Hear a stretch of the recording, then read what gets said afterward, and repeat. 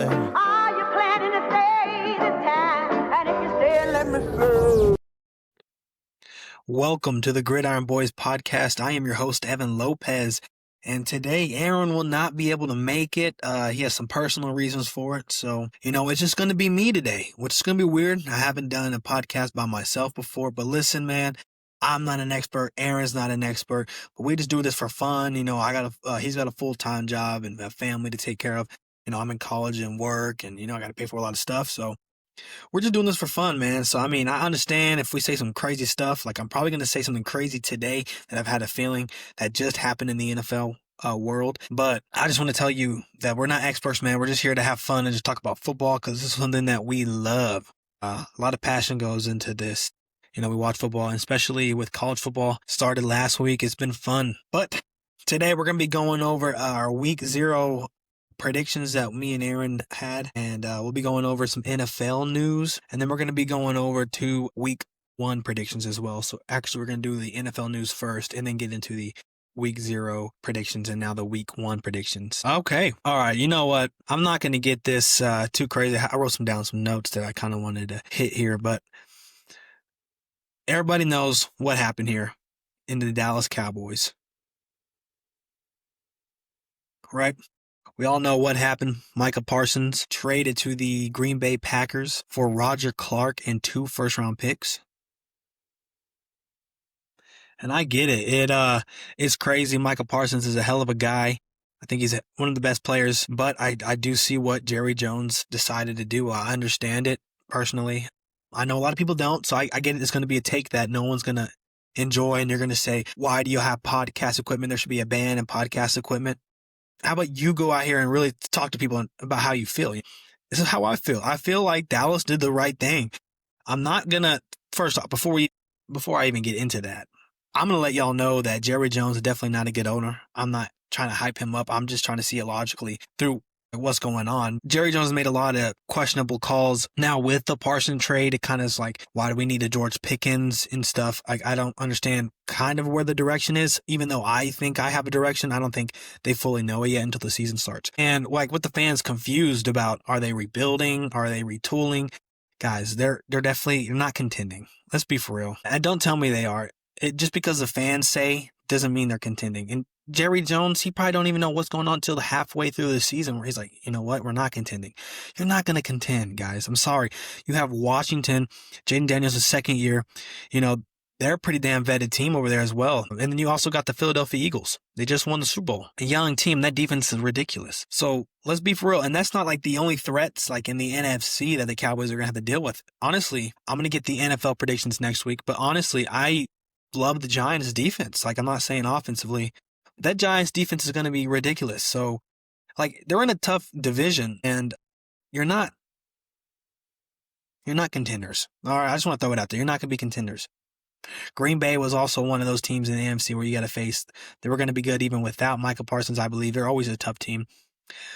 But you got teams like the Rams, Lions, There's these tough teams, man. And it's just, I don't think that the Cowboys, even with Micah Parsons, are going to really challenge as much. They might make a playoffs, but what are you doing after that? Micah Parsons in the playoffs, he hasn't been the best, but Cowboys also haven't been the best in the playoffs. So I'm not just, blaming that on Micah Parsons.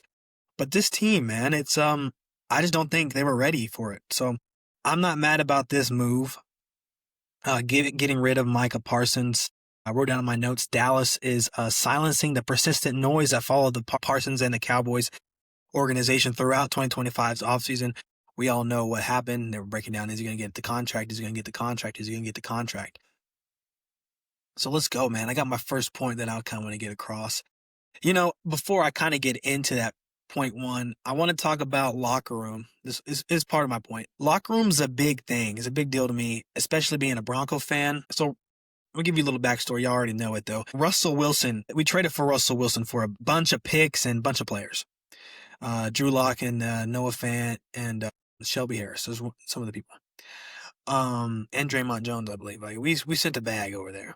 Maybe not. I think maybe Draymond in the offseason. I don't remember, but they all went to Seattle.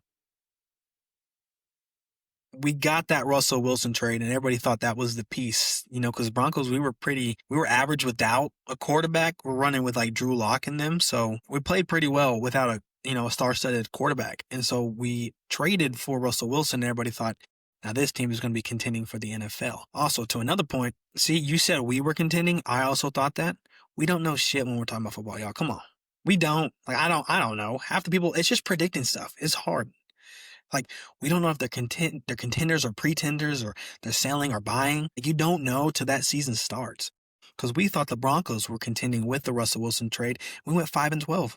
Is that contending to you? No. So that's another point I want to get across. Sorry, I'm like bouncing around, but I got a lot to talk about. But we got that Russell Wilson trade, and there's a lot of reports, man. You can definitely see during the games, man, like the sidelines were not happy with what's going on. The coach, Nathaniel Hackett, also was not very good, which could be a little bit of an issue with Schottenheimer. I don't really know. I'm not the biggest fan of that pick for the Cowboys, but so be it. We don't know till the season starts. But it's the locker room. It was so divided that we really couldn't go anywhere. I forgot who it was, but our D lineman, I believe it was the Tennessee Titans game when Russell Wilson got the sideline. He was just yelling at Russell, and like shit was going down, man. And you can see that this team wasn't motivated at all. And so Nathaniel Hackett gets fired during the season right after that Christmas game that we got obliterated. It might have been one of the worst Christmases ever. Patrick Starr and SpongeBob were over here roasting the Broncos and Russell Wilson. So it kind of hurt me a lot. But the Broncos fired Nathaniel. They brought in Sean Payton. And guess what Sean Payton did? He changed the culture. And this team's a lot better than it was. Even with Russell Wilson that year, so much better than last year. So changing the locker room is really big, right? And you're wondering, why are you talking about locker room when you come to Parsons? In my opinion, he talks a lot outside of the locker room, AKA his podcast. He has a podcast. He also tweets. He just talks a lot of mess. He is just not a good locker room guy when it comes to the Cowboys. You don't need extra noise around this organization. This whole offseason has been littered with so much shit going on, and you're just talking mess. But I think this is where, fault to Jerry Jones, you need to get this locker room going. You need to tell him, hey, this is what we're doing. And I might have made some mistakes in the past, but we're going to change it here. Like, we need to get going. We need to be fully bought in. So a lot of it is on Micah Parsons, or on Jerry Jones, on getting this correct, this locker room correct, getting them fully bought into what their goals and expectations are coming forward. Because this year, I don't think is going to be the best year for them. But you just got to let this locker room know what we're doing and what the Cowboys stand for. But this, like I said, this team was clouded with so much coverage over this damn saga. When you're the Cowboys, I just don't think you're at the point where you can just upgrade pieces. You need to start upgrading with good locker room guys and getting this team. No, I don't want this team no longer to be a laughing stock, is what the Dallas Cowboys should really think. You don't need that. You need some key pieces that are good in the locker room that can maintain, like good stature and maintain a good positive attitude throughout, and I get it. It sucks losing, but you can't just go out there talking shit about teammates and stuff on the podcast. And then my point number 2 is the future. If you're the Cowboys, in my opinion, you're not contenders. Let's get that out of your head. You're not contenders like you think you are. You got a lot of other teams above you that are going to give you a lot of problems, even with Parsons. And even when you had Parsons, y'all weren't contenders then. You were pretenders. Let's be for real. So I don't expect this team to make the playoffs. Personally, with the state they're in, I think they are in a little rebuilding or a retooling. It just depends on how they draft. But in my opinion, I don't see why you would tire yourself out with another massive contract when you can start this rebuilding phase. Like I said, either rebuilding or retooling. But with this trade, the Cowboys now have 2 first-round picks in 2026 and 2027 alongside their first-round picks. So you have 2 the next 2 years. They are kind of late. Depends on where the Packers end up. But you can also, kind of diffuse this ideology with saying how they could have gotten more. And I agree, could have gotten a little bit more of like a 3rd round or get like a 4th round in there. I totally get it. But for what they got, you had to go. Stuff was getting a little intense. And also, before I get into a little bit more, I also want to blame Jerry Jones for letting this, go out as well. Because Jerry Jones kind of wasn't the best representation of what this Cowboy franchise could definitely mean, talking mess about his team. That's something you got to work on too. See, I'm not trying to fault just Micah Parsons. I'm not trying to fault anybody. I'm just trying to say it how it is. Like, Jerry Jones, you got to fix that up. If you want this team to be a good team, you need to get this locker room to follow you, and that's not a great way to show that. But this defense, in my opinion, honestly, been struggling a little bit with stopping the run. So why not get this over with now, trade them, get some pieces, and let's start this rebuilding for the future. Like I said, though, in the previous point with Jerry Jones, he's also at fault with paying Dak Prescott the amount of money that he did so recently. So that's another issue. Cap space is another issue. You've got to work on that. And honestly, even with Dak Prescott, I think this offense is going to be really good. George Pickens, CeeDee Lamb, the running backs, Javonte Williams, not super excited about the run game, but I don't want to pretend to say Dak Prescott's a super bad quarterback. This guy can get some stuff done when he needs to. So let you know now, this offense is going to be pretty dynamic. So pretty good offense. Your defense won't be as good. You're losing Micah.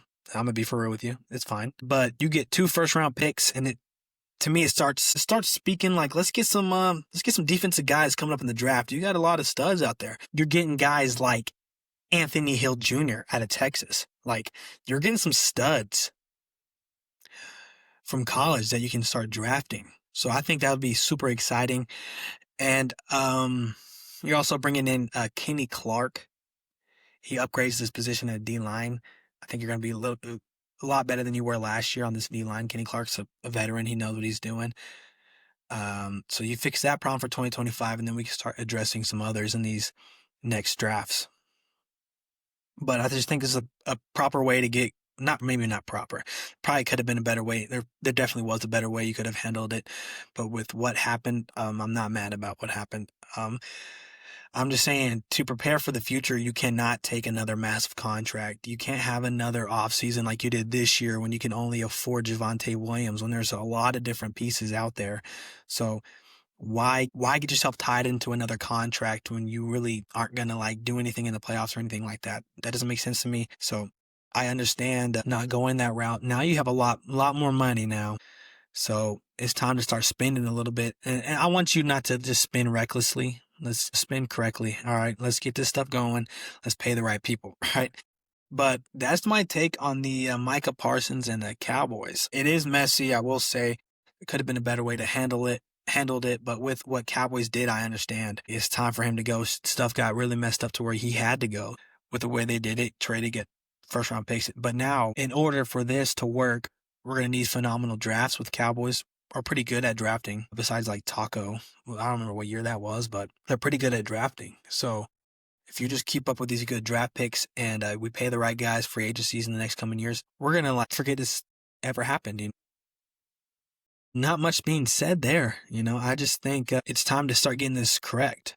But it really all depends on if these draft picks are going to be worth it. If you draft like shit, then discredit me all you want, or even it's just my argument's invalid if they pick terribly in these next coming drafts, And also, any Bengal fans out there, you got Henderson. He's got a contract extension.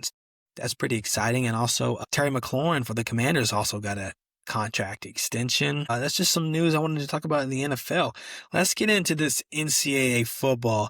Me and Aaron, we predicted 3 games last week, starting off with the Iowa State, Kansas State in Dublin. See, before we even get to who we picked, I have a little bit of an issue, man. I'm not the biggest fan of having conference games in the week 0, in my opinion. It's just because these guys are going to be sloppy, of course. It's the first game. It's not like the NFL where you're getting preseason, you're getting these training camps, you're getting these joint practices. You're not in the college football.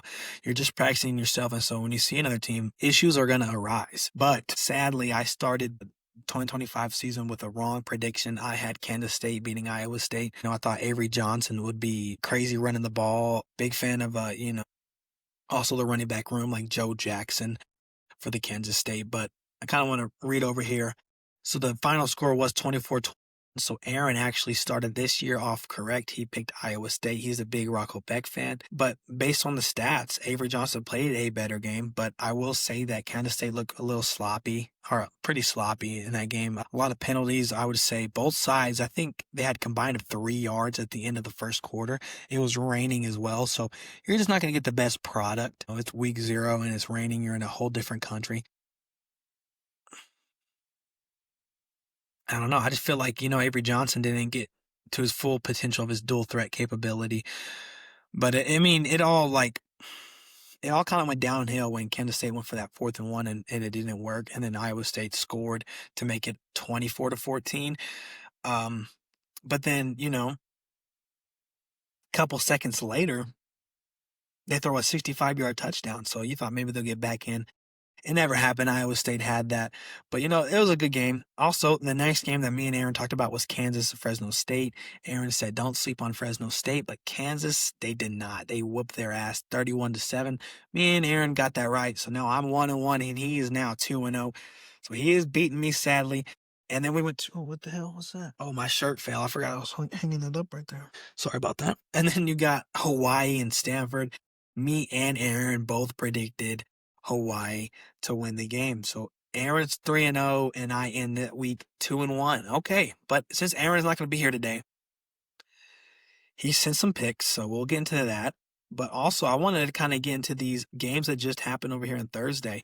Kind of go to the Boise State and University of South Florida. This game ended up to be a blowout, but when the game first started, we seen a lot of 3-and-outs. Defenses were coming out of nowhere. South Florida really upgraded their defense, and it really showed. Boise State could not get stuff going, but Boise State, funny enough, did actually score at the end of the first quarter. Manson had a pass complete to Marshall for 6 yards to start off, and then University of South Florida scored 34 unanswered points. And I would say the tides changed when that fake punt. What a beautiful play. And then after that, there's nothing much you can do. But, congratulations, South Florida, for beating the streak that y'all had going, the bad streak, when it was like 17 games. You didn't beat a ranked opponent. But this year, it was it. To be fair, they're not trying to take any credit away. I don't think Boise State should have been ranked in the first place. But so be it. I can't get mad at South Florida. They scheduled them and they're ranked and they beat them. So that's cool.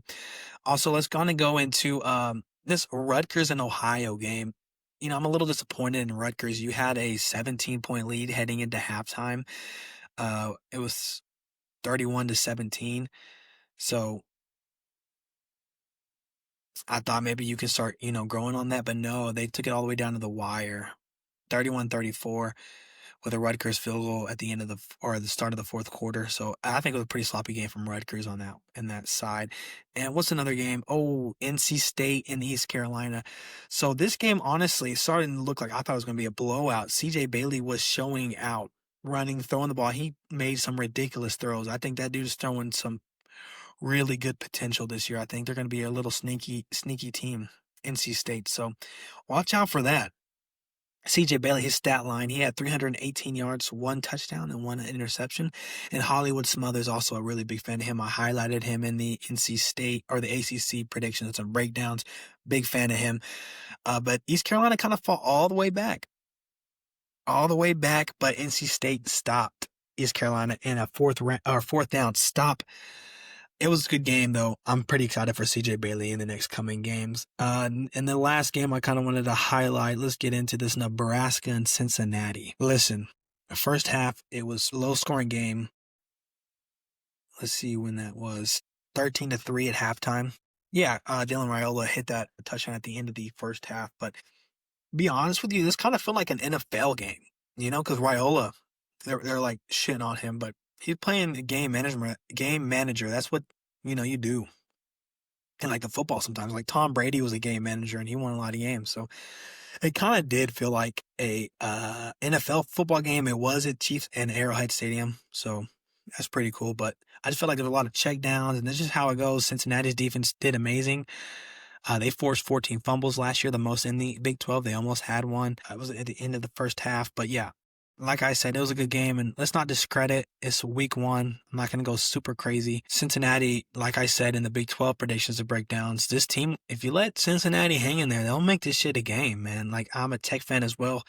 We had like a 14-point lead, and they brought it all the way back, and we had to have a game-winning field goal to beat them 44-41. So, like, Cincinnati has been in one-score games pretty much all last year. So this team's a tough little team, and Sorsby couldn't throw the ball worth a damn, but boy, that boy was running, man. I'm a big fan of Sorsby.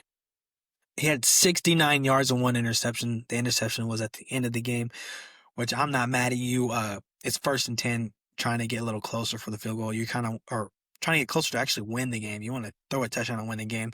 So I'm not mad at the play call there. But Loyola and Nebraska 1-0.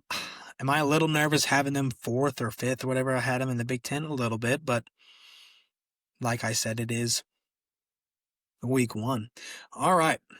Let's get into this. Aaron's predictions, and then we'll go my predictions. So I might be a little off because I got to go to his text message and then find the game on this website. So we're going to start off. I'm not going to go make this pretty fast because my computer's actually about to die. So let's get this going. Illinois versus Western Illinois. He picked Illinois over Western Illinois, and I'm also going to agree. I think Illinois is going to whoop Western Illinois' ass. So have fun there. The line is 45.5, so it's a tough bet, but I'm going to go Illinois there. And then he said Texas over Ohio State. I also am going to agree. I got Texas over Ohio State as well.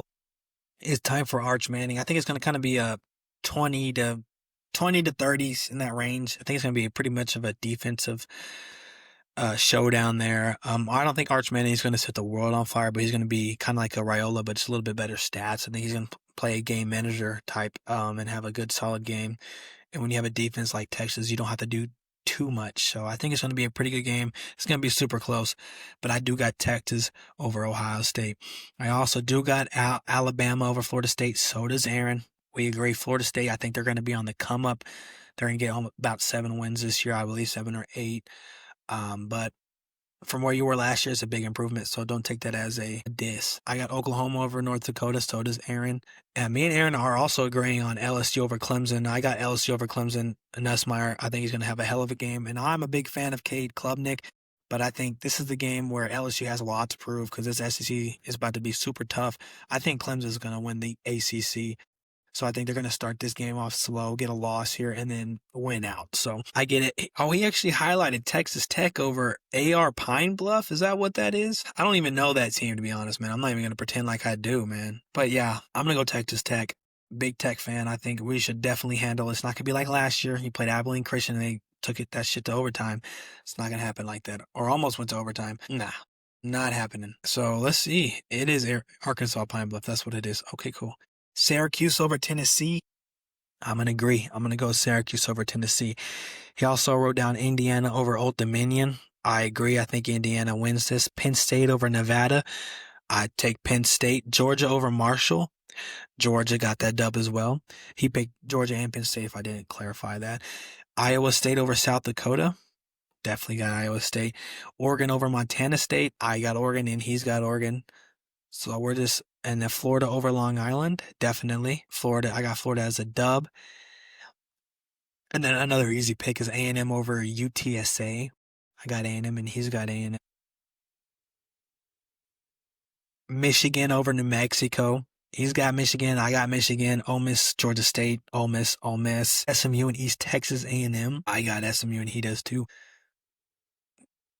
All I'm going to say, though, guys, is just wait till the season starts to where we start getting to some really good stuff. We just trying to make up for that week 0 slate and have a little bit more games in this week 1. So we're going to give us some easy wins, all right, to make our lines look better. And I'm going to tell you, if someone over here gets upset, I'm going to be very pissed. I am not happy. I would not be happy. But, yeah, and then we still got a little bit more that Aaron wrote down that he texted me. Arizona State over Northern Arizona. I have Arizona State. So does he. Also, I do have a point before we get into our last pick. When we talked about the Big 12 predictions and breakdown, we have a TikTok video that Aaron talked about was when I was talking about Kanye Udo and that running back room for Arizona State. Will they be able to replace Cam Scadaboo's production? And Aaron was like, no, you can't replace Cam Scadaboo's production, him or Genty. And I had a lot of you Boise State fans, and mind you, I'm a big Boise State fan, like the Broncos. Like, I thought it was cool as a kid. I saw Bluefield, and they're named the Broncos, like my NFL team. I'll root for them, but guys, they're not replacing Genty's production. Let's just get it out there now. It's not happening. Like, y'all knew it.